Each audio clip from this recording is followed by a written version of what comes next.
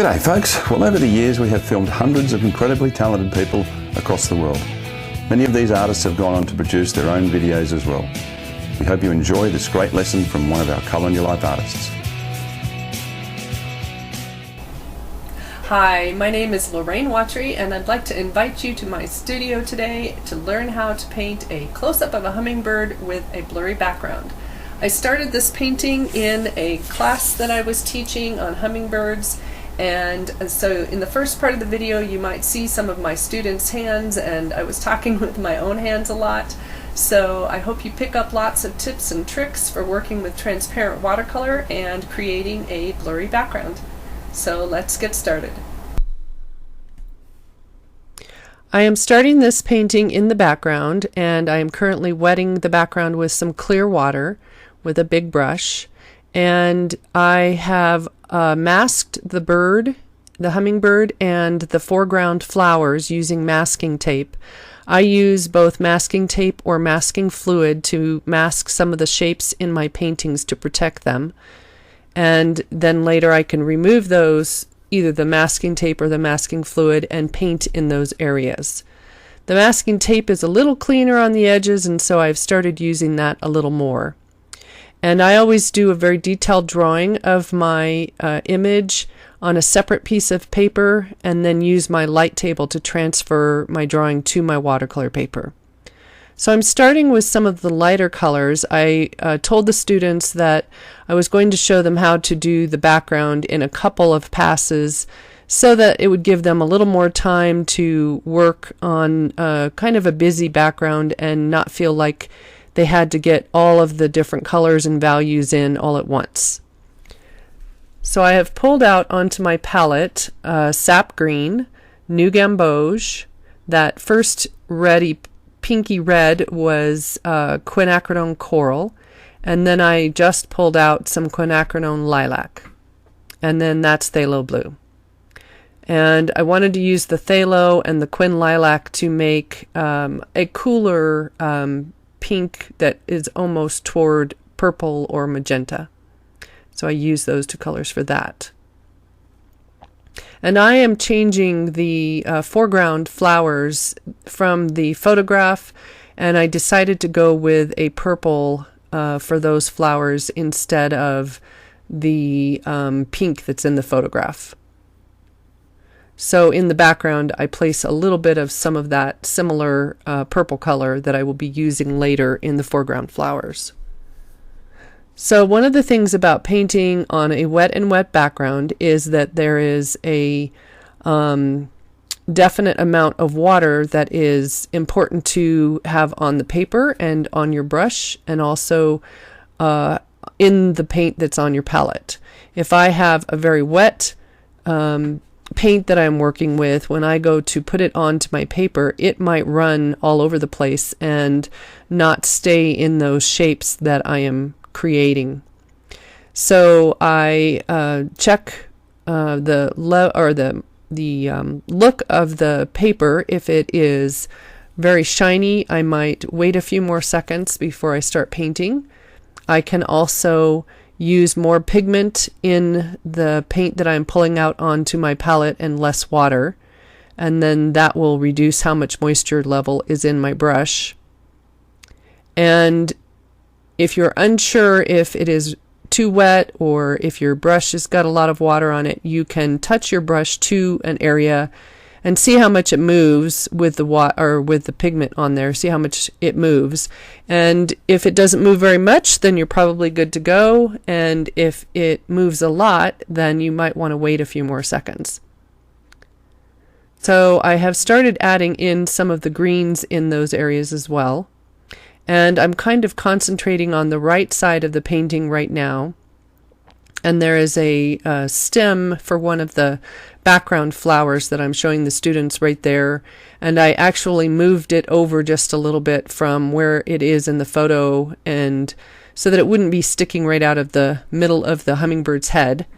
And then I realized on the left hand side that the paper had started to dry a little, and so I'm adding more water, and that can often happen when you're working with a busy background, or if you're trying to talk and teach at the same time. I sometimes will have that happen. And then the lower right, I realized it also needed a little more water. So you kind of need to be careful how close you come to paint that you might already have placed on the paper if you're going to add water, and just be cautious with not adding too much water, because it can push against the paint that's already there. So I'm adding some more pinks. And I'm leaving some of the whites in the background. Some of those whites I think I leave in the overall painting as just kind of some glow. The white of the paper is part of what gives watercolors their glow and their transparency. And the other white areas that I'm sort of painting around will eventually become dark values back there with darker green.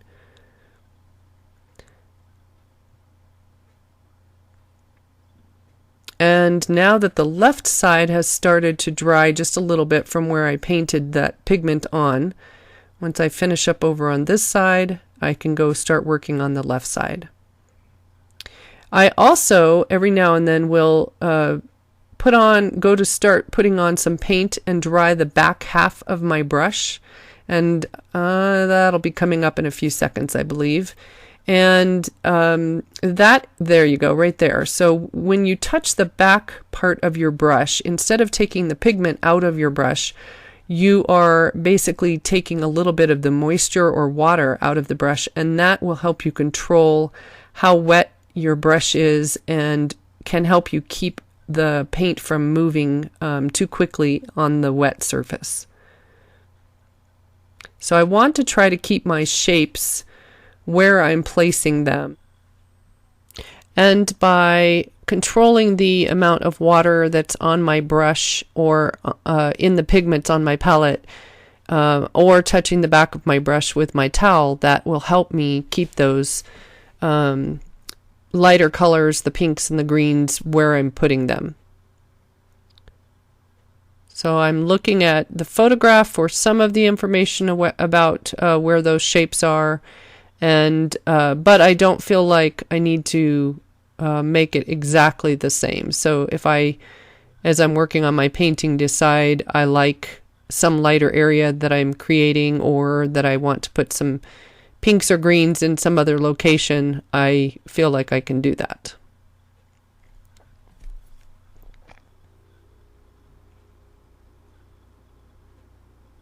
So I'm using a little bit of sap green and some new gamboge, and a little more new gamboge in that corner up there. It's a little yellower. And you might see me kind of pointing to my tablet every now and then that's on the left. So I have decided lately that I really like working from my tablet, that the colors on my tablet are more vibrant, and I like the look of them. So I often will print the photograph for my students to see, but I will use the tablet as my reference.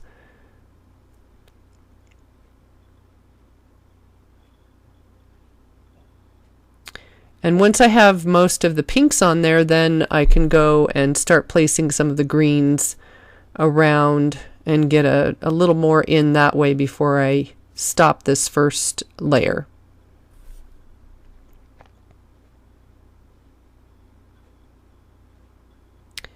And then the next step will be for this layer to dry completely. So I will give it a few minutes and let the shine of the paper disappear, and then I will use a blow dryer on it. If you dry it too quickly, the watercolor that you've placed that is still a little wet, sometimes it can go a little flat looking because the dryer dries it and it doesn't have time to kind of sink into the paper and move and do its thing.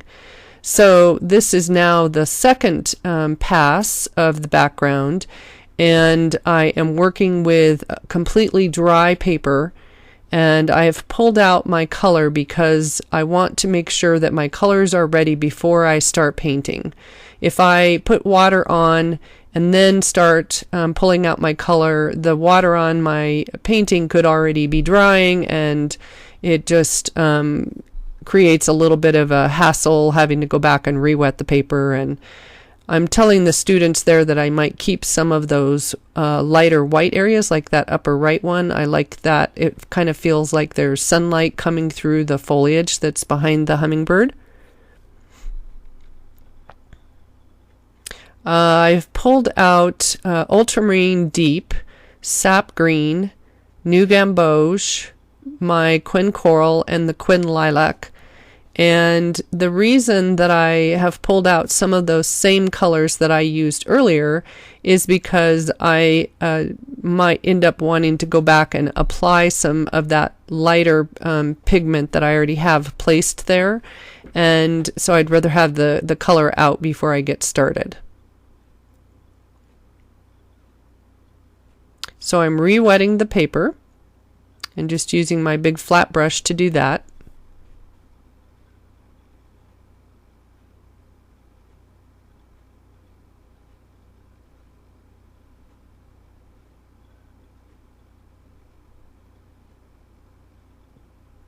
And I just want to make sure that I apply the water everywhere, because I don't want any hard edges in that background area. It's a very reduced depth of field in this photograph because I took the photo of the hummingbird and focused on the hummingbird and the flowers that were near the hummingbird, and so that is very in focus, and then everything else that is behind the hummingbird is out of focus.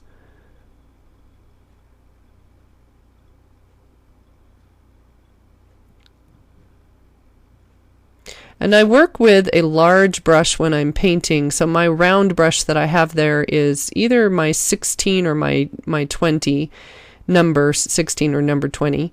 And I like using a large brush that gets a really good point, because that allows me to hold a lot of water and paint on the brush, and so I can work with it for a longer period of time before I have to go back and get more pigment. And it will also, because of the size of the brush, I can lay it down on the edge of the brush a little bit and fill in larger areas, or use the small tip to get into small areas if I need to. So I've started placing in some of those darks, and that was a mix of the ultramarine deep, and I'm already having to go back and get more. So even though it can feel like you've got enough pigment out, it would be better to get out more pigment than you think you will need for an area. And I actually think a lot of that pigment is stuck in my brush right now, so we'll see if I need to get any more out.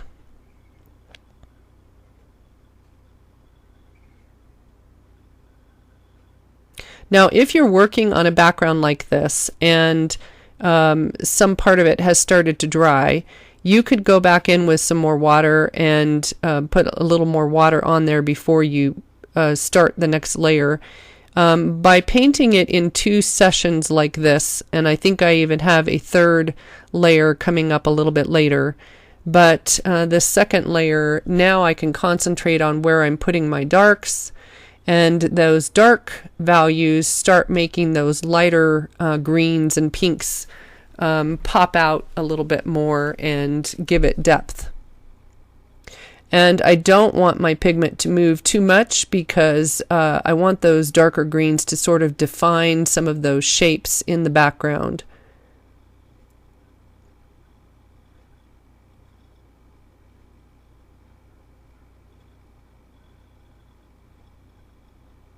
And if you look at the area that you've applied your pigment, it is a good idea to maybe stay back from the size of the shape that you actually want.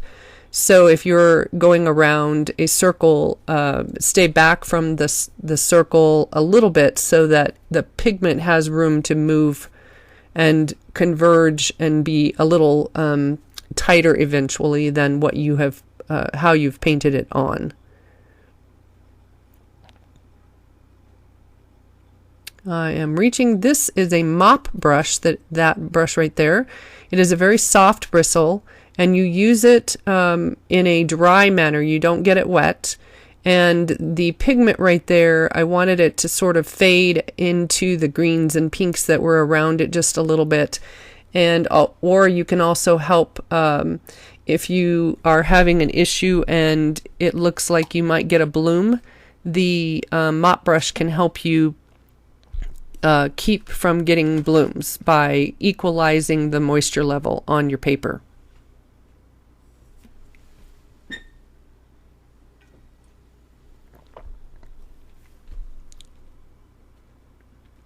So just continuing around the painting, and I use a smaller round brush there to add water to that area because it had started to dry, or maybe I didn't get it dry or wet in the beginning.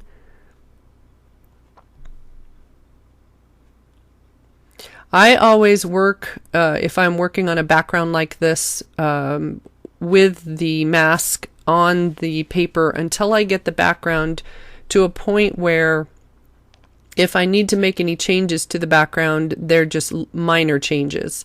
So I try to keep the masking tape or the masking fluid on my main figures or shapes until I have gotten far enough in the background that it is mostly done. And so the right hand side is now needing a little more moisture.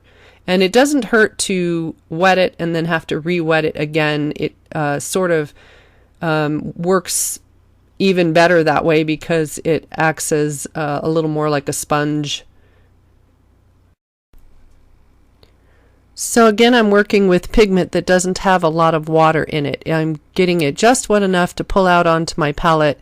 And if I tipped my palette at this point, the pigment would not run a lot. So it is a drier mix that I'm using.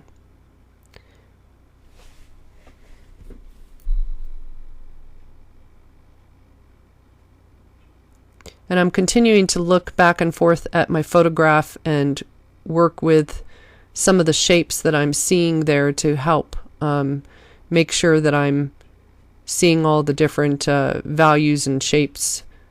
Using the mop again to blur that edge. And because I moved the stem that's behind the bird, I am adding some darker green right there to help make that stem come forward on the right side of the hummingbird.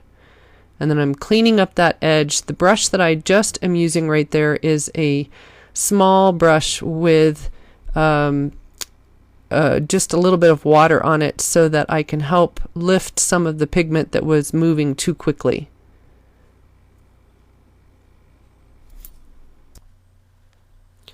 Some of the greens you will see me applying on this right bottom corner are not as dark in my original photograph, the colored photograph that you see in the upper right corner of this video.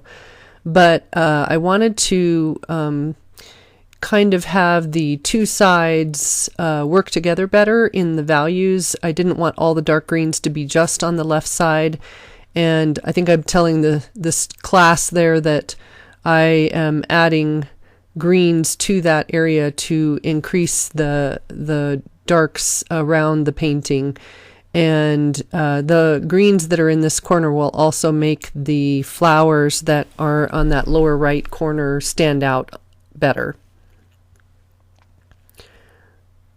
And I've had to go back throughout the background painting and get more of mostly the ultramarine deep. I'm using a lot of that, and it will deepen the green, sap green that I'm using, so I'm using quite a bit. And I will just finish up on this lower section over here, and then that will be it for the second pass. And then I will start working on this painting after the class had ended.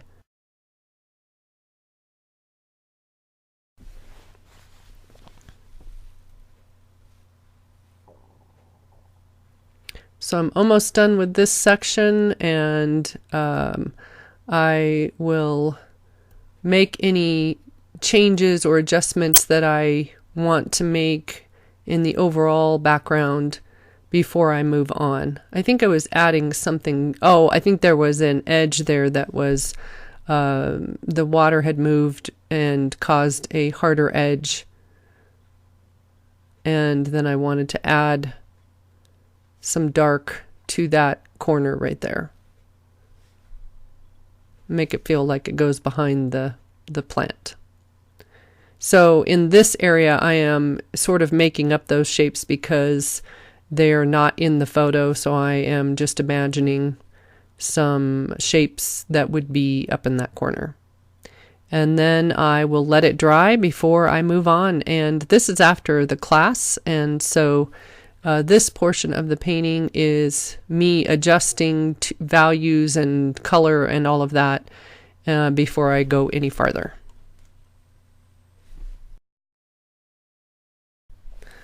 Once the class had left, I decided to add some value and some more color to some of the parts of the background. Watercolor will dry 2 to 3 times lighter than what you see when it is wet, when you first apply it.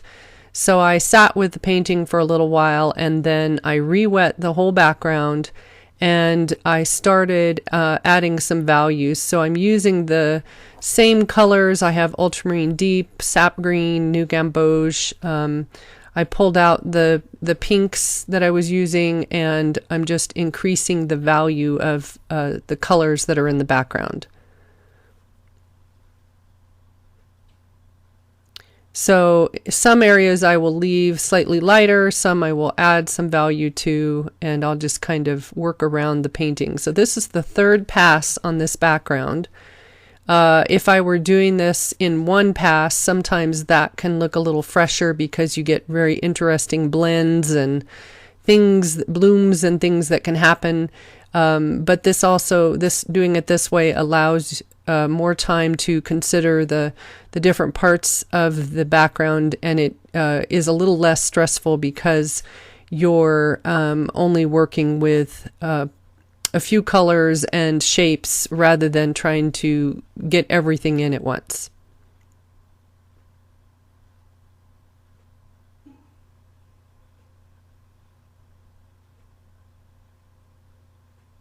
And I'm trying to work a little faster now, so I will speed this section up so that you can kind of see how I increase the values in here, and then we will move on to removing the masking tape and getting the flowers and the hummingbird itself started.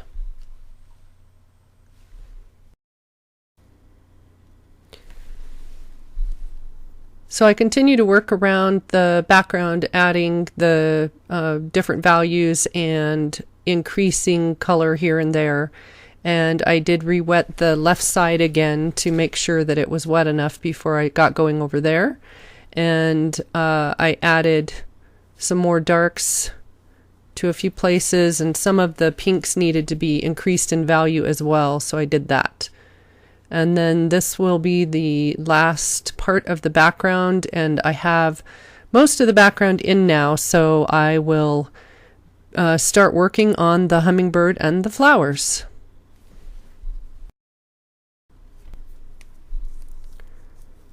You can see I have moved to another table. I am now on my table in my studio, and the class is finished.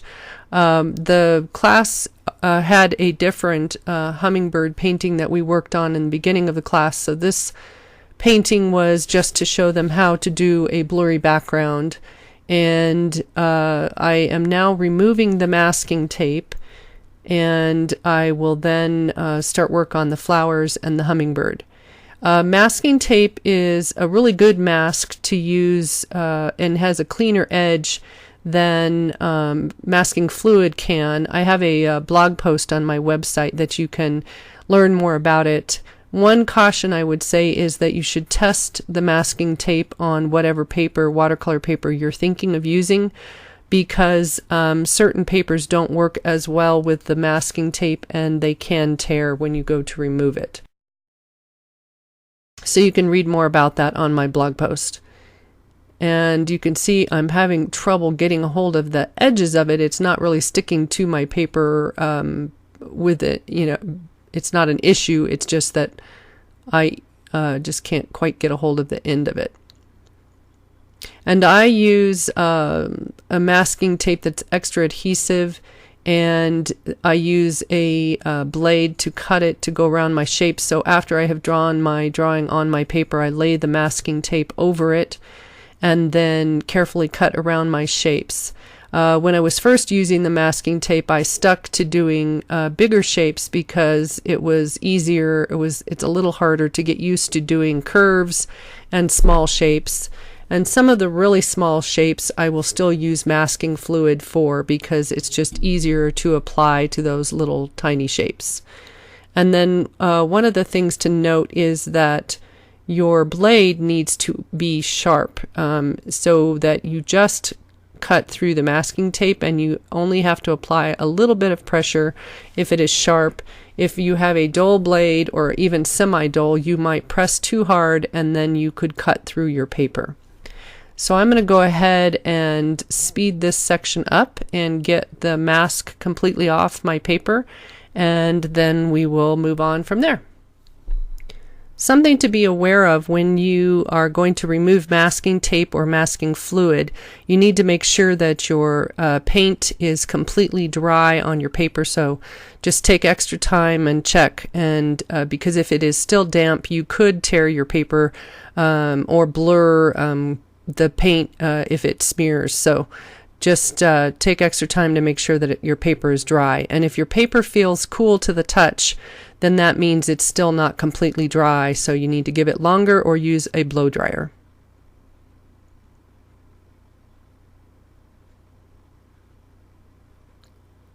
All right, so I almost have all the mask off, just a little more right there. And then what I do, once I have completely removed the masking tape, I will take a few seconds and check my edges, because even though I try to take my time and cut as carefully as I can around the tape, or if I were using masking fluid and applying the masking fluid, you invariably will end up with edges that aren't quite the shape you want, or that are a little rough, or didn't quite fill in where you wanted it. So what I then do is I will take a flat brush that is just a regular, like an acrylic paintbrush that's kind of soft. And I will start with that, and I will go around to use a little bit of water, so I'm getting that one wet. And this is probably about a 1 or a 2 number flat brush. And so I'm going in there and I'm wetting that edge to wake up the paint. And for that one, I wet the edge, and then I used my paper towel to lift that paint off of that edge. So it had just had kind of a weird shape to it or something, and so I'm cleaning up the edge before I go back in and paint in that area. The other thing that I will do is sometimes I will take paint and try to match an edge from the outside and clean up the edge that way. And I don't know if I do it with this, but if you see that at all, if you see me painting on the outside of the white shape, that's probably what I'm doing, where I'm trying to match the paint. The easiest is if you can wake up the paint around a shape and just kind of use the paint that's already on your paper to fix that edge. And then the last thing that I will do, if I can't, or if I need to adjust an edge, is some edges I will want to have them look a little blurry. And I don't think I do that with any on here because these are all in the foreground. But sometimes I will take a scrubber brush or a brush with thicker bristles that is kind of stiff, and I will wet the brush, and then I will go around edges and soften those edges by scrubbing at them a little bit. And so that can help blur a shape or cause it to look a little more connected to the background, because it will then have some soft edges compared to some of the things in the foreground. So I will continue working around all of the shapes of this painting, and this does take a little bit of time, but it then gives me nice clean shapes that I can then work with to create the final in focus flowers and bird. So I will speed this section up and slow it back down when I get to a more exciting part where I get to apply paint. See you soon.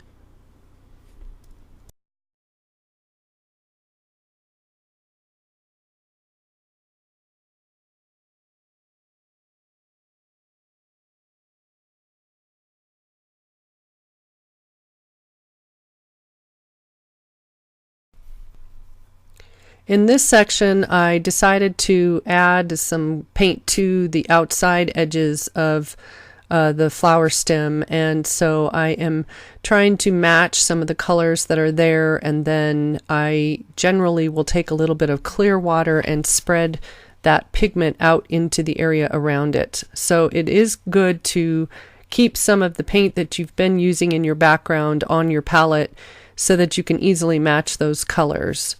And as I come into this area, I slowed this down just a little bit so that you can see what I'm doing. And I am cleaning up those edges with the paint around the outside of that particular section. And if you have darker paint, using a little bit of water to blur that edge out into the area around it is a way that you can use the pigment to your advantage.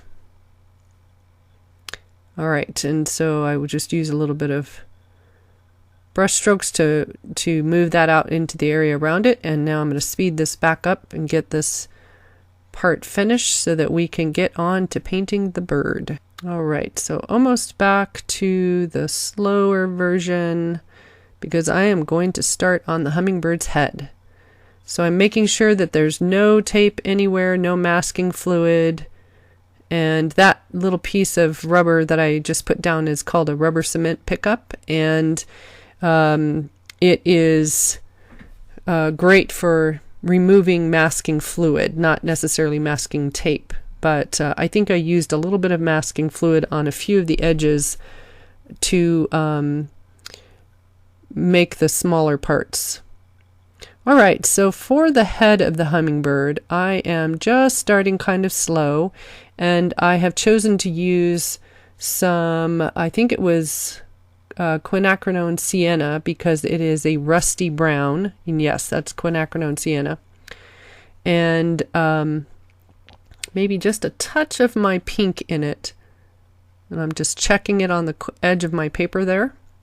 And because I staple my paper down to my gator board, I use, and that helps me stretch my paper, I use those edges off and on to either write what colors I'm using, and sometimes I will test my colors on those edges. And then those edges will be underneath any matting and framing, so they are not an issue. And I will typically use no less than about a 1/2 inch border, so that gives room for the paper to stretch a little bit as it's drying.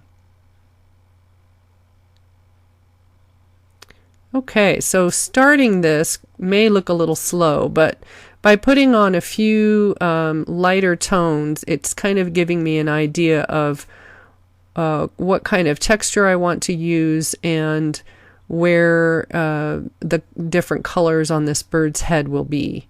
So he has some kind of rusty feathers up on his the top of his head, and so I was just sort of working through what colors I wanted to use and how I want to apply those colors.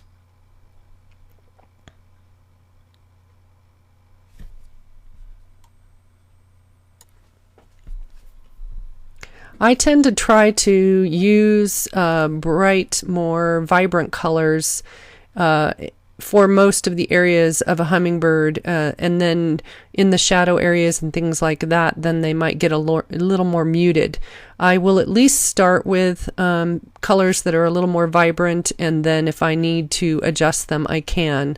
Because they have feathers that will glow when they are in the right sunlight, and they move the right way to create that flash of color on their neck.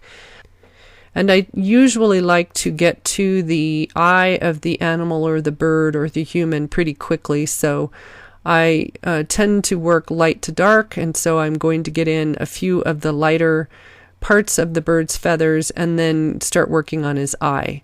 So I will come back to the head of the bird as I get a little more going here, and so I'm going to speed some of this up just a touch, and then we will get to where I'm putting some of the eye color in.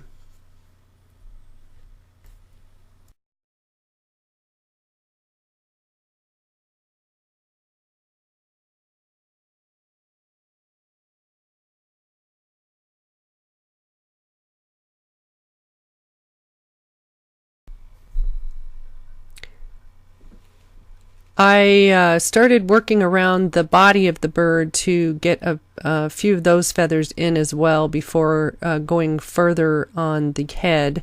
I have now put on several coats up on the head feathers, and I used some of the quinacridone sienna and a little bit of some pink, I think, in the body of the hummingbird and some of the feathers on his shoulders. And so he looks a little kind of funky right now because he's just got little passages here and there that are colored. But sometimes it helps to back away from an area for a few minutes and then come back to it, because then you can see it better. And also working around the shapes starts to give me an idea of how my values are working. So now I'm working on the eye a little more, and I am slowly adding a little bit of value around the back part of the eye. And I also had added started putting a little bit of the color on his feathers on his neck.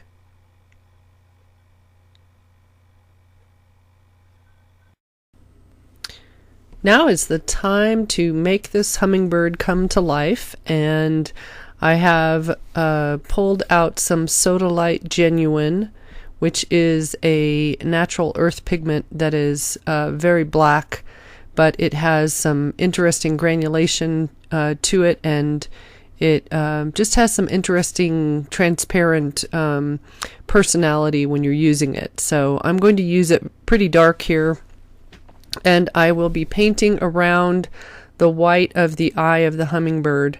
And so I'm taking my time and really making that area as clean and round as I can.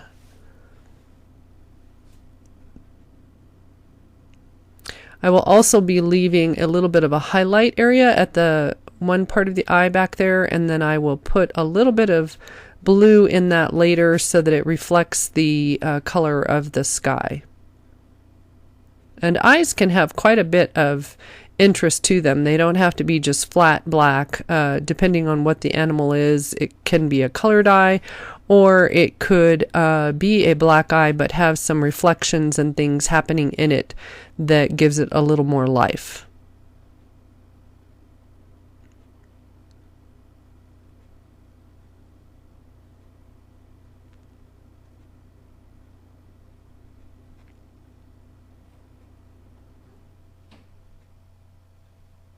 And he already has a little more character.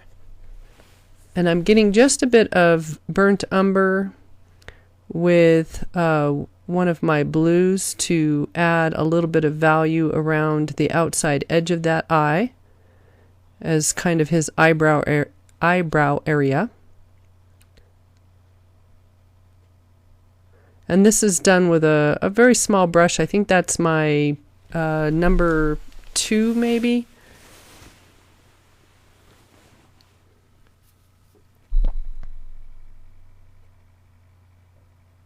And so I'm just taking my time looking for those value changes and those little textures and things that are around the eye. And hummingbirds actually have a very interesting eye. They almost look like little, I don't know how to describe it, but it's almost like little eyelashes, I guess, around the outside of the eye, the way the feathers form.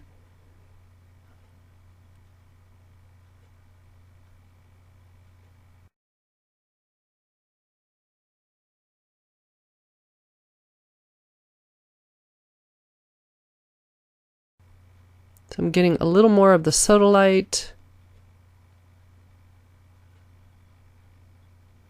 And I'm going to work on the beak.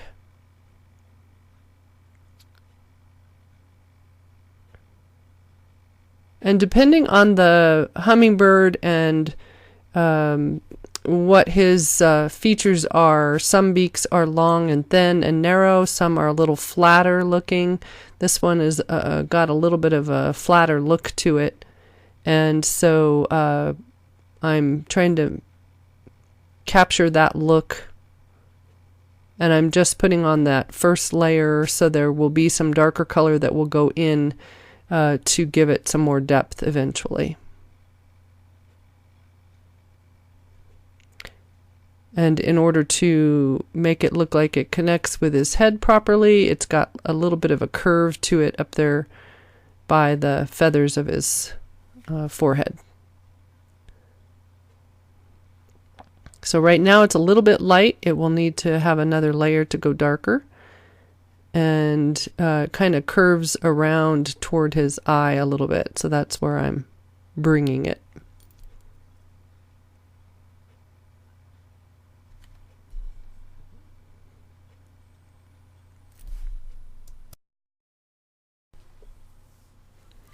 I've sped this part up, but I'm adding a little more depth to the feathers around the neck with some more color. And then I keep going around, catching things around the eye that need a little more, and just continuing to work around the bird. And I tend to get focused on the head and the area around the eye once I've got that started, and really kind of get it going so that I can make sure that the bird is or the animal or the human is looking like I want it to before I continue. So I continue to work around the bird, and I have a lot going on with the head now, and I take a break from that and started working on a little bit more on the feathers of the body. And I'm using both dry brush, where I just place the paint on the dry paper, and also I'm using dabs of water here and there to soften the feathers as I apply the paint. And then I went back to the head and started adding on some of the darker feathers that I was seeing.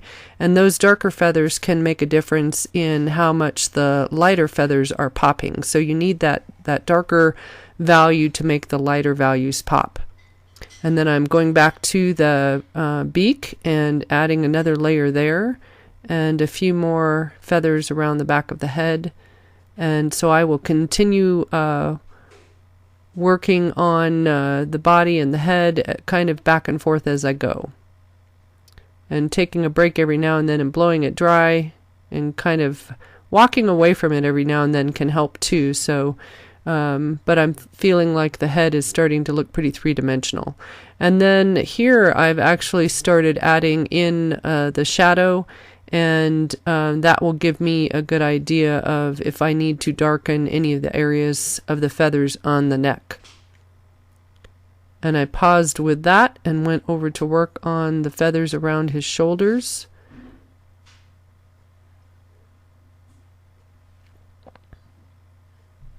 And getting in the base coat of the color on that wing on the left. And I'm using, I believe, a pink and maybe a bit of cool blue with it. And maybe a touch of a brown. I can't remember. Maybe a little bit. I think I had a little bit of either burnt sienna or my quinacridone sienna in there. And this other wing had a little bit of purple along the edges, so I'm adding that in as well. And then going back and putting some of the darker edges along that upper edge. So that darker line of the wing helps separate his wing from the foliage in the background. And then I'm going over to the body of the bird and adjusting the values there and getting on another layer. And all those layers on the feathers can also help give it a good texture and depth, because birds do have quite a few layers to their feathers, so that adds to that effect. And then just making adjustments here and there.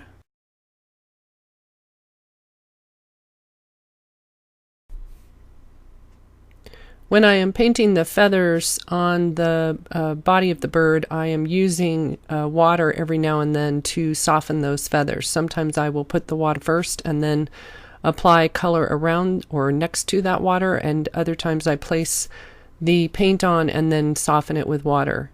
Right there I just added some darker color to the shadow side of the feathers on his neck. And then I am still adding layers to the feathers on the body of the hummingbird. And those feathers would be softer feathers, and so some of them need to be softened with a little bit of water. The wing is now getting in a second layer, and I am creating the lines in the wing using some darker color to give it that look of the flight feathers on his wing.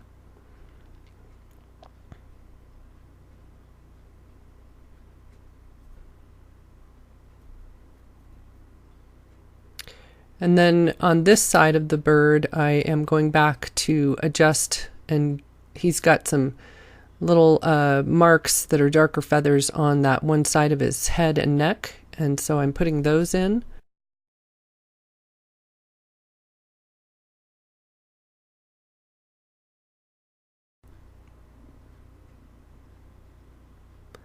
And right there I'm lifting a highlight in the beak of the bird, so that was one of my flat brushes with a little bit of water on it, and I went across the upper edge of the beak to lighten that area. Adding some more of the texture and some of the marks on the neck of the bird, and I believe I lightened some of the pencil line. I used my eraser on the body of the bird because I don't want that pencil line to show through some of the lighter passages of my watercolor. So you can try lifting with an eraser, and if that doesn't work, sometimes I've used one of my flat brushes with a little bit of water on it to go and soften that pencil line to get it to lighten up.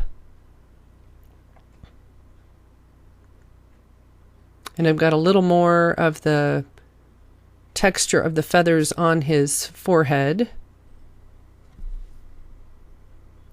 I'm adding more value to the wing on the right, and he's got some cooler parts to that wing that are probably in shadow, so I'm using probably a little bit of ultramarine blue and a touch of one of my reds to make a purple for that side of the wing.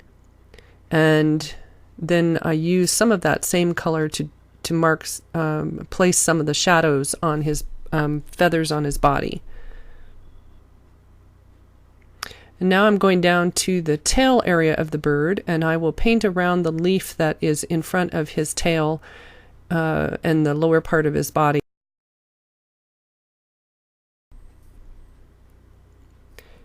You could use masking fluid to block out that leaf that is over the bird's body, but because it's a big enough area, I feel like I can paint around it and just use a smaller brush and take my time around that section. So every now and then I do take pictures. You saw my phone there to see progress steps, and sometimes I will create blog posts talking about a painting, and I'm also using my phone sometimes to video parts of the painting, so that's what you're seeing there. So I am placing that base coat of paint on the lower part of his body, and it's still kind of that rusty color, and I used probably the Quin Acridone Sienna and some of my pink to create that section. And then I'm going back up to the wing to start putting in some of the lines of those feathers.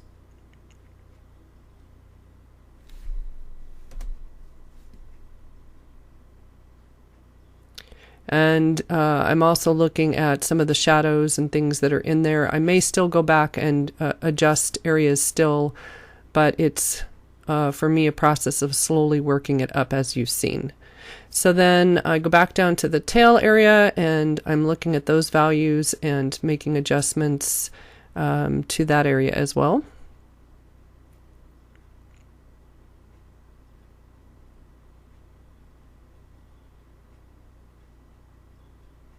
And I'm still working with the watercolor to use both hard and soft edges. So some of those areas I will place the paint down and then use a little bit of water around an edge before it dries to soften that area so that it has a look of a kind of fades into the area around it.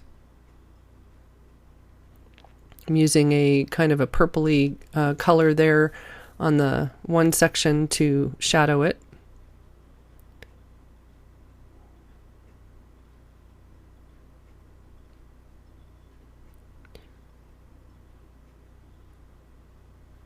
Dry it quickly, and then I can get on to the next section. I'm pulling out some cobalt and a little bit of one of my reds to use as the shadow side of the bird. And that will help give it a rounded kind of 3D form to his body. So I probably increased that shadow a little bit from what I actually see on the photo. Now I'm placing the shadow across his body and down that I have created or made up from what would be showing on the bird from the, or shadowing the bird from the plants that are around him.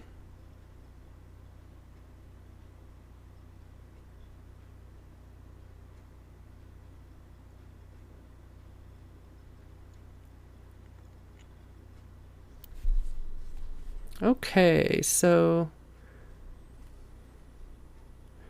now I'm going to start. I've slowed down the video a little bit, and I'm using a mix of burnt umber and I believe my purple, the carbazole violet, to create a very deep, dark kind of brown color. And I am using that on those feathers on the lower part of his tail. And so I'm just taking my time and painting in those areas. And then if I decide I want to soften an edge of that area here and there, I will do that after it's dry. Or when it's almost dry, I can go back in with a little bit of water and soften an edge here and there.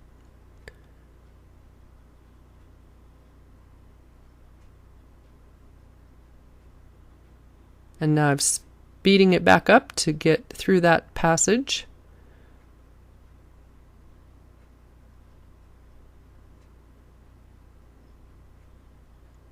A lot of my paintings can take anywhere from something like this, a quarter sheet painting, which is about 11 by 15, can take around 20 to 30 hours for a quarter sheet painting. So this one I think went a little faster from the parts of the video that I have, but it kind of depends on what I'm painting and how involved everything is. So now I've started painting the flowers, and the highlights that are on those flowers I am leaving white. And I could go back later and paint some of the pink over those highlights if I want to, but I like the glow of the white paper showing through, and it really increases the effect that it's being hit by bright sunlight. And I'm not using the pink, as I said before, that's on those in my photograph.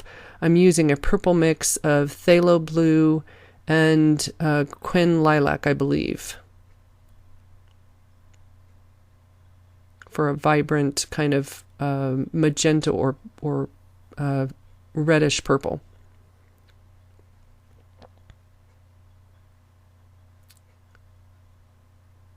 So it's the same process that I've done before, where I am placing in some of the lighter values, letting those dry, and then I come back and add darker values around them.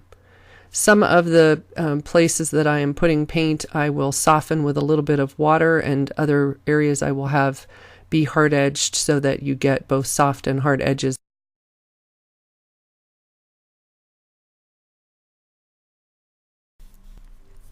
I've slowed this portion down so that you can see how I'm layering in the color, and I realized that my mix that I'm actually using for the flowers is not phthalo blue and quinacridone lilac, but cobalt and quinacridone lilac.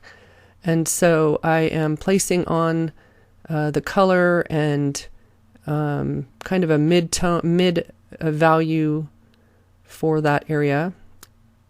And then I will go back later and add some of the darks. As I'm coming down toward the stem part of this flower, I am increasing the value just a little bit, but I'm still painting around some of those highlights and coming down the stem with the color then.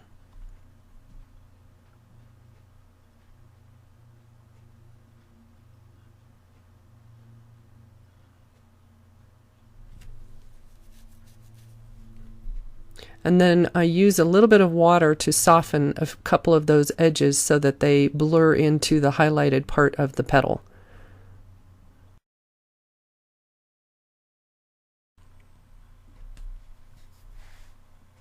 Now I'm starting to add another layer to that particular flower and increasing the shadow side of it, and then just continuing with the other flowers. And I can change my mix from a pinkier color to a bluer purple as I'm working with it, so that there's a little bit of variety throughout those flowers. Starting to place in more shadows. And some of the flowers have a shadow on the inside so that they look almost toward the viewer. So I'm making sure I make those dark enough, and I may have to still go back and add some more to that area. And these flowers are salvia, so they're a long tube type of flower, and they have that three-dimensional round tube look to them, so I want to make sure that I'm showing that. And then I'm getting out a little bit of some color for the greens, and I'm starting to place in some of the stems. So when I'm creating a stem, I will often, depending on where the light is coming from, place some water on the side that is lightest. Sometimes I will just paint right next to that light area, and but if I want to give it a rounded form, I will place some water on the lighter side and then put some color next to that so that it blurs into the water and creates a darker side and a lighter side.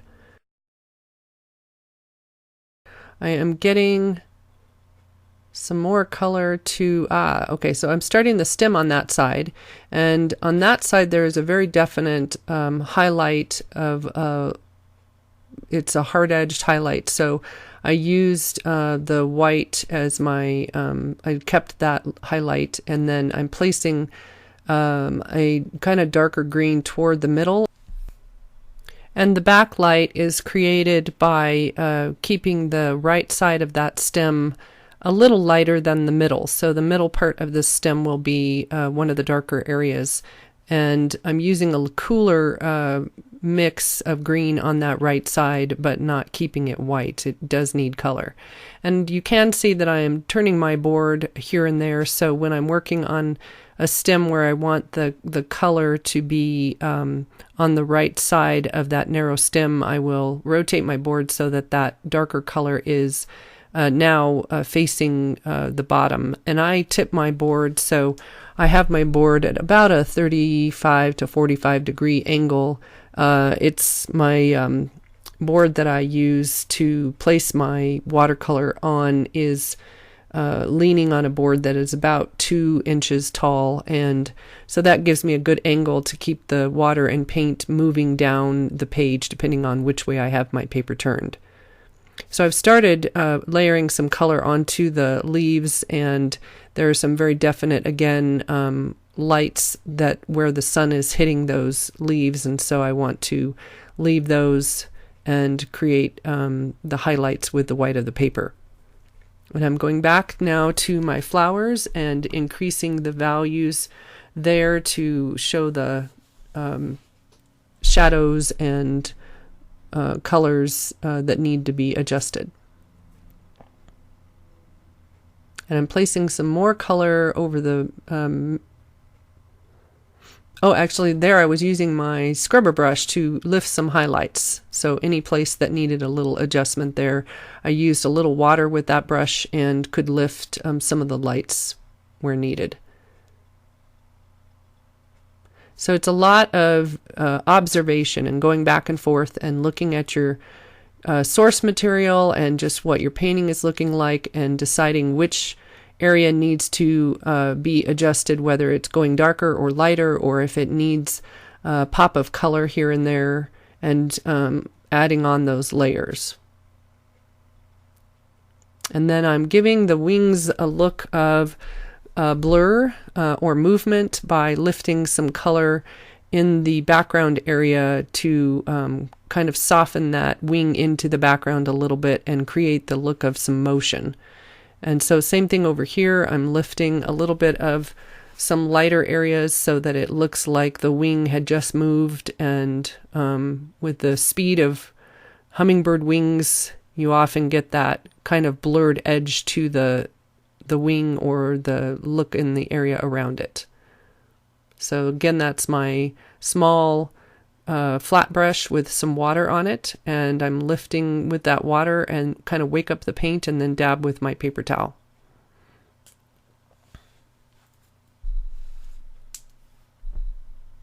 And then I put some water in the background and used a little bit of some darker mix of a kind of a muted green to also add to that feeling of movement of the wing. And I wanted it to blur into the background a little bit, so I used the water to create that soft edge.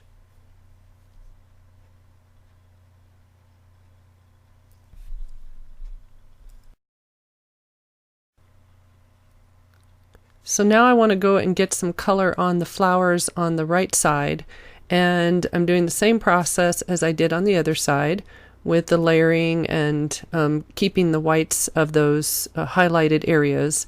And I may still go back to some of the other parts of the painting, but I want to finish getting a first coat at least on this area, and then start putting in some of the darker areas so that I can see how it is working with everything else, and that will help me decide if I need to adjust anything. And I don't know if I saw where I placed the feet on the bird at some point in this video, but he does have his little feet poking out from under his belly area there. And hummingbirds, I don't know if you know, but hummingbirds don't use their feet for anything other than perching. Their feet are so small that they can't really walk with them or anything. It's just to use for perching.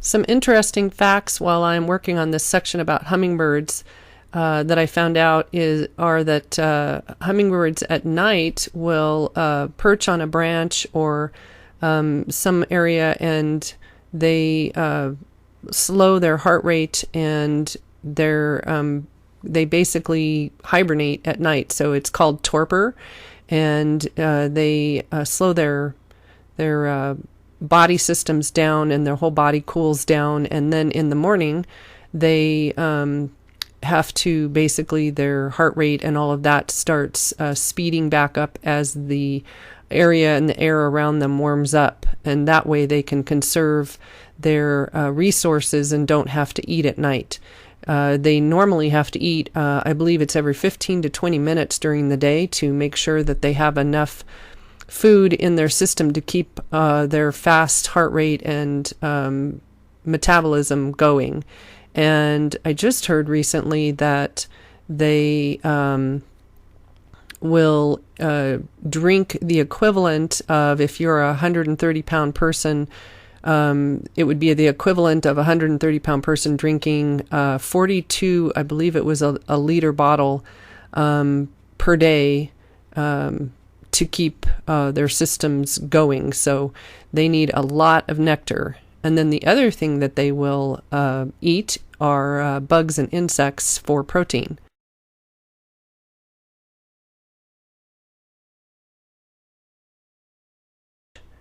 Now what I did just there is I placed a mat over it to see how it looks. It's amazing how putting a mat on there can help you see something. It kind of takes away the distractions of the rough edges that I have there, and just makes it feel a little more like a finished piece. And now I'm just going back and adjusting some of my values and giving the depth to the shadows on the right side of those flowers.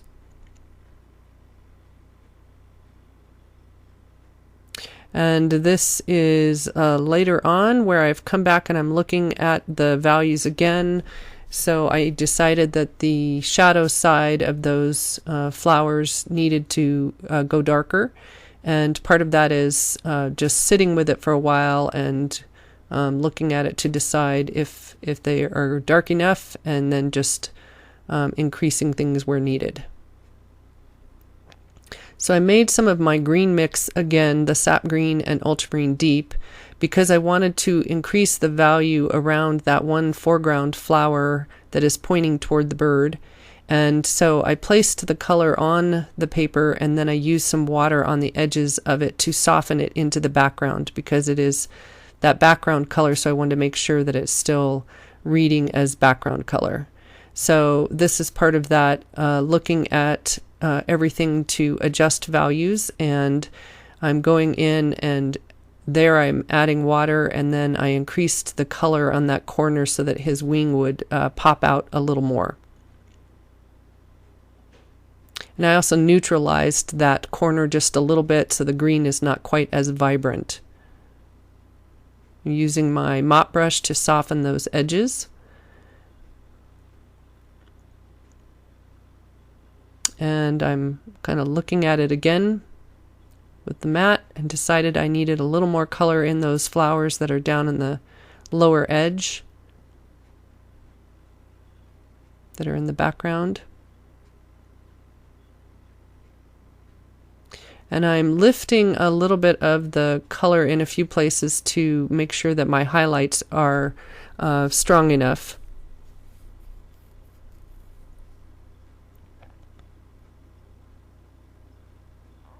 And sometimes I will sit with a painting for a week or two and see different things. So it's not typical for me to finish painting and be totally done right then. So sometimes it will take a little bit before you see adjustments that you might want to make.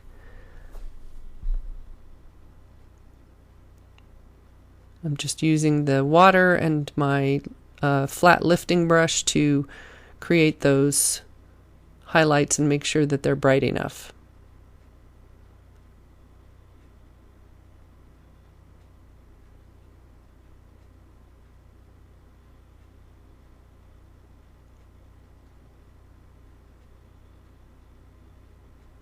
And on some of those, I believe I'm actually using the brush and the water to blur the edge just a little bit. So that will give it kind of a soft focus feel, and it makes it feel a little more realistic, so that they are just little subtle changes from in focus to out of focus.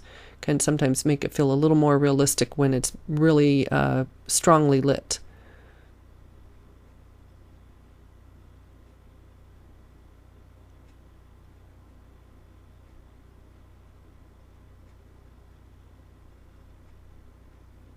And the other thing I decided to do was the lower part of the bird's tail area is a really strong value change where the tail feather is dark brown and then it goes into that lighter area. So I believe I captured it on video where I go in and I soften a few of those edges to blur them just a little bit, so that, there we go, right in here. So I'm softening those edges so that they won't be as in focus, and that helps keep the viewer's eye from going down there and sort of getting stuck in that very big value change area. So having them be a little blurrier edged areas helps with that. And so I want his eye to be the focus, and having that be hard edged is important, and then some of the other areas I can adjust and soften to make them not as important and kind of fade into the background a little more.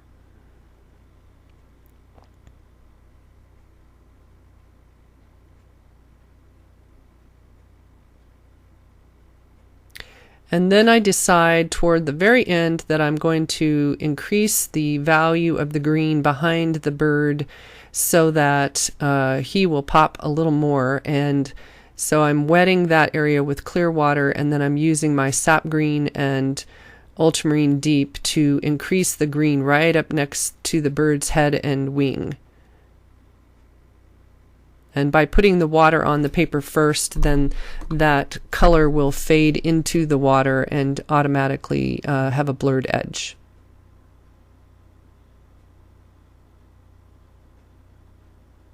And I'm just adding a little bit of water there to make sure that that edge does blur.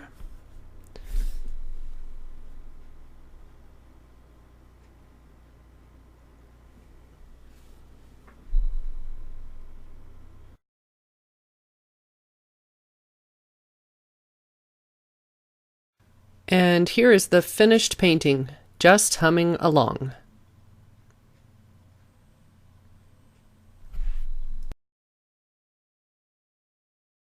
Thank you so much for following along today. I hope that was helpful and that you learned lots of tips and tricks for working with a wet and wet background.